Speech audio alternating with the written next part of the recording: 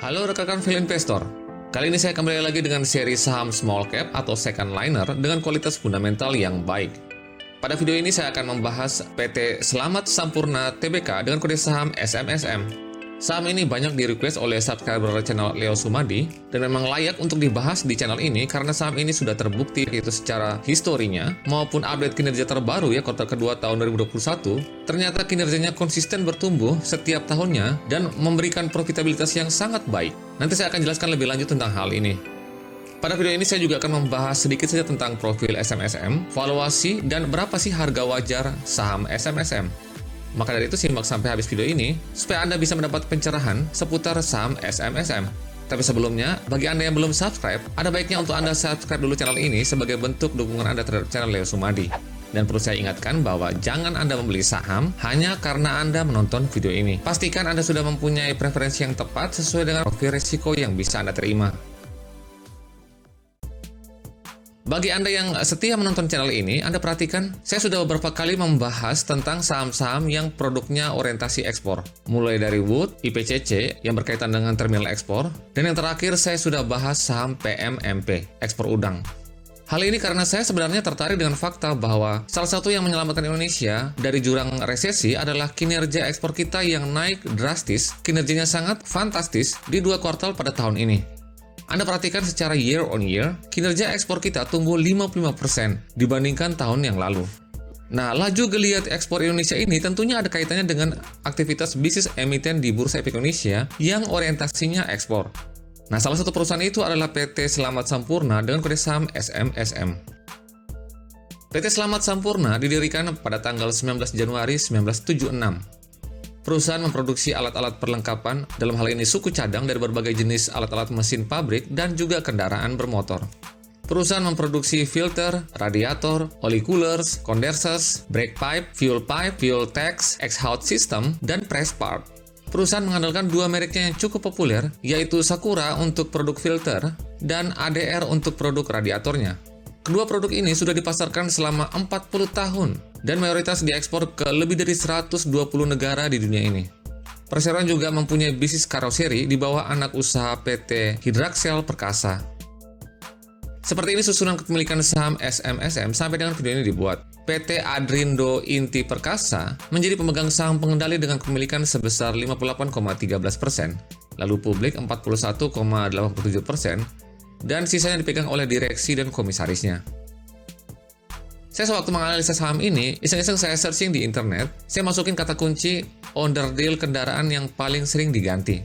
Nah, saya merangkum dari hasil pencarian saya ini dari berbagai sumber sebagai berikut. Di sini saya sudah dapatkan 7 onderdil ya. Kalau misalnya teman-teman ada yang ingin menyanggah atau ingin menambahkan, Anda bisa tulis di kolom komentar. Karena saya sendiri memang tidak terlalu mengerti soal mesin kendaraan. Oli mesin wajib diganti setiap 10.000 km. Filternya juga 10.000 km. Lalu busi 20.000 km atau 40.000 km. Lalu ada saringan udara, oli gardan, oli persneling, minyak rem, dan air radiator. Nah, ke-8 item onderdil kendaraan ini yang paling sering Dari ke-8 ini, ada 2 item yang merupakan produk andalan dari SMSM, yaitu saringan udara dan filter oil. Dan ternyata filter oli merupakan onderdil yang punya waktu pemakaian paling pendek. Ya artinya lebih sering diganti dibandingkan dengan lainnya. Memang biasanya kalau kita ganti oli, biasanya saringannya juga akan diganti. Nah itu artinya produk yang dihasilkan oleh SMSM ini bisa saya disebut sebagai fast moving consumer good versi otomotif. Artinya perputaran peredarannya cepat dan termasuk barang kebutuhan pokok versi otomotif. Ingat, di dunia otomotif ya, bukan di dunia consumer good. Nah sekarang saatnya kita cek fundamental kinerjanya, mulai dari pendapatannya. Sampai dengan kuartal kedua tahun 2021, SMSM berhasil memperoleh pendapatan sebesar 1,9 triliun. Jumlah ini naik sebesar 34% dibandingkan periode yang sama tahun sebelumnya sebesar 1,4 triliun. Jika kita breakdown pendapatannya, kita perhatikan 68% produk perseroan ditujukan untuk pasar ekspor, dan sisanya sebesar 28% dipasarkan di dalam negeri. Kita perhatikan secara histori, pendapatannya terus naik konsisten setiap tahunnya dengan CAGR sebesar 9,3%. CAGR ini saya hitung dari tahun 2008 sampai dengan tahun 2019. Untuk tahun 2010 saya tidak masukkan dalam perhitungan karena memang tahun ini merupakan tahun yang tidak biasa. Kita lihat, sebenarnya kalau tidak ada pandemi, mungkin kinerjanya akan naik terus seperti gambar yang terlihat seperti anak tangga ini.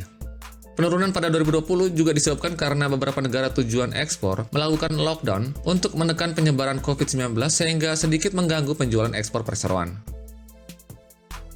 Berikutnya kita lihat labanya. Sampai dengan kuartal kedua tahun 2021, SMSM berhasil memperoleh laba bersih sebesar 349 miliar. Jumlah ini naik sebesar 55,8% dibandingkan dengan periode yang sama tahun sebelumnya yang sebesar 224 miliar. Kita perhatikan lagi secara histori, sama seperti pendapatannya, labanya juga naik konsisten setiap tahunnya dengan CAGR sebesar 17,64%. CAGR dari laba bersihnya lebih tinggi daripada pendapatannya. Sama ya seperti pendapatannya, labanya pun turun pada tahun 2020, ya dengan alasan yang sama karena memang ekspor dari perseroan terganggu karena lockdown yang dilakukan oleh beberapa negara tujuan ekspor. Tapi kita lihat secara histori, dari tahun 2008 sampai dengan tahun 2019, labanya terus naik konsisten setiap tahunnya. Yang berikutnya kita lihat ekuitasnya. Sampai dengan kuartal kedua tahun 2021, SMSM mempunyai ekuitas sebesar 2,8 triliun. Jumlah ini naik sebesar 6,2% dibandingkan dengan periode yang sama tahun sebelumnya sebesar 2,6 triliun. Kinerja histori dari ekuitasnya pun naik secara konsisten setiap tahunnya dengan CAGR sebesar 12,28%. Berikutnya kita akan cek kesehatan keuangannya melalui indikator solvabilitasnya. Sampai dengan kuartal kedua tahun 2021, SMSM mempunyai hutang sebesar 1,1 triliun. Jumlah ini lebih kecil dari ekuitasnya sebesar 2,8 triliun. Lalu kita perhatikan hutang jangka pendeknya sebesar 804 miliar. Jumlah ini jauh lebih kecil dari aset lancarnya sebesar 2,8 triliun. Dari kedua fakta ini menunjukkan bahwa solvabilitas yang sangat baik dari SMSM karena hutangnya dapat cover yang lumayan tebal dari aset lancarnya dan ekuitasnya. Di samping itu kita perhatikan, coba kita rinci lagi hutang jangka pendeknya yang mengandung bunga. Di sini kita bisa lihat, kita masukkan hutang bank jangka pendek, hutang bank jangka panjang yang jatuh tempo dalam 1 tahun, hutang bank jangka panjang, liabilitas sewa jangka panjang. Nah, semua ini kita hitung, kita jumlahkan. Saya sudah hitung dan dapat angkanya sebesar 96 miliar. Jumlah hutang yang mengandung bunga ini kita bandingkan dengan kas dan setara kas yang dapat kita lihat di akun aset lancarnya, jumlahnya sebesar 911 miliar. Kita perhatikan hutang yang mengandung bunga, jumlahnya hanya 10% saja dari kas yang dimiliki oleh perseroan. Itu artinya likuiditas dan cash flow dari SMSM ini terlihat sangat sehat dan bagus sekali. Nah, berikutnya kita akan cek valuasinya. Saat ini SMSM sudah murah atau masih mahal. Sampai dengan video ini dibuat, PER dan PBV SMSM sebesar 12,37 kali PER-nya dan PBV-nya 3,20 kali. Nah, sekilas kita perhatikan, memang saat ini SMSM sudah terlihat cukup mahal dengan PBV yang sudah di atas 3 kali. Tapi coba Anda perhatikan, semua indikator profitabilitasnya tergolong sangat baik sekali. ROE-nya saja sudah mencapai 25,9% dan ROA-nya sebesar 15,82%. Ini artinya perusahaan sangat efisien dalam menghasilkan laba dari modal yang digunakan oleh perseroan dalam 1 tahun. Patokan saya untuk masa krisis seperti saat ini, ROE perusahaan yang bagus itu sebaiknya di atas 10%. Nah, kalau kondisinya normal, sebaiknya ROE-nya di atas 15%. Tapi ini SMSM terlihat sangat bagus sekali dengan ROE yang hampir 2 kali lipat dari ROE saya. Dan Anda perhatikan indikator lainnya, kita perhatikan gross profit margin-nya sebesar 31,87%. Lalu net profit margin-nya sebesar 15,95%. Jadi memang saham ini layak dihargai premium oleh pasar. Memang saya sendiri sebenarnya anti dengan saham yang PBV-nya di atas 1 kali. Tapi ya mau bagaimana lagi? Memang biasanya saham yang bagus itu PBV-nya memang sudah di atas 1, bahkan di atas 2. Dan memang kalau kinerjanya extraordinary seperti SMSM ini, konsisten naik setiap tahunnya dengan indikator profitabilitas yang stabil. Bahkan menurut saya, ROE di atas 20% ini konsisten didapat oleh SMSM setiap tahunnya ini terlihat memang sangat baik sekali, bahkan di atas rata-rata dari emiten di Bursa Efek Indonesia. Yang luar biasanya lagi di sini, selama perusahaan berdiri, perusahaan ini selalu rajin sekali membagikan dividen kepada pemegang sahamnya. Biasanya perusahaan membagikan dividen dalam 2 kali pembayaran setiap tahunnya. Pada tahun ini, SMSM membagikan dividen sebesar nominalnya Rp10 per lembar saham pada tanggal 9 Juni yang lalu, dan Rp20 per lembar saham pada 10 Agustus tahun 2021 nanti. Nah, karena sahamnya sudah terlihat mahal, Sekarang saya akan ajak Anda untuk menghitung berapa sih sebenarnya harga wajar saham SMSM ini. Grafik ini menjelaskan rata-rata PBV Slamet Sampurna selama 10 tahun terakhir ini. Kita perhatikan grafik berwarna orange yang disebut sebagai mean PBV, yang artinya dalam 10 tahun terakhir, saham SMSM biasanya diperdagangkan dengan PBV sebesar 4,84 kali.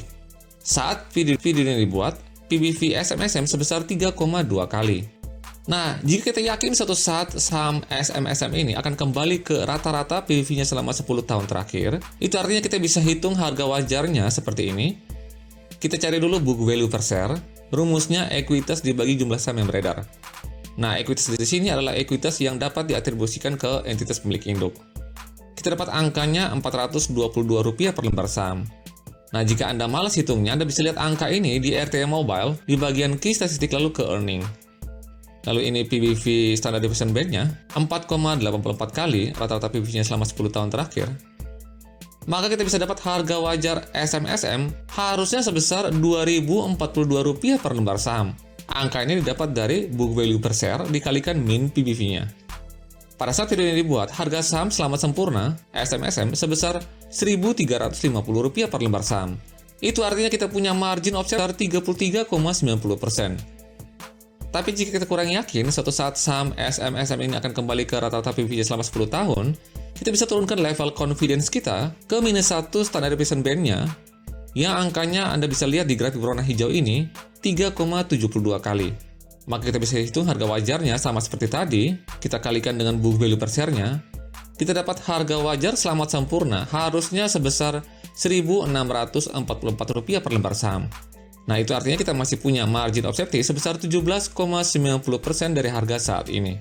Nah, di sini yang saya mau katakan bahwa tidak masalah jika PBV suatu saham itu terlihat mahal. Yang penting kita lihat bahwa rata-rata PBV-nya selama 10 tahun yang memang angkanya sangat mahal. Dan memang sangat mahal ini karena memang kinerjanya bagus, kinerjanya oke, dan konsisten setiap tahunnya, sehingga pasar menghargai saham ini begitu premium. Nah, di sini kita kalau bandingkan PBV-nya saat ini dengan PBV rata-ratanya, artinya saham ini biasanya dijual dengan harga yang lebih tinggi dari harga saat ini. Maka kita bisa punya suatu asumsi bahwa suatu saat saham ini akan kembali ke rata-rata harga wajarnya selama ini, dalam hal ini kita hitung selama 10 tahun terakhir rata-ratanya. Dengan catatan bahwa kinerja perusahaan Slamet Sampurna akan konsisten ke depannya sama seperti kinerja historinya. Tapi memang biasanya, jika tidak ada sesuatu yang luar biasa yang terjadi di dunia, termasuk pandemi COVID-19 ini akan berakhir, maka saya sangat yakin kinerja SMSM akan kembali pulih, bahkan kembali akan berlari kencang seperti kinerja historinya, yang sudah memperlihatkan pertumbuhan yang sangat baik dalam kurun waktu 12 tahun ke belakang. Oke, sekian dulu analisa dari saya tentang SMSM. Semoga informasi ini bermanfaat. Sekian dan terima kasih. Salam Value Investor.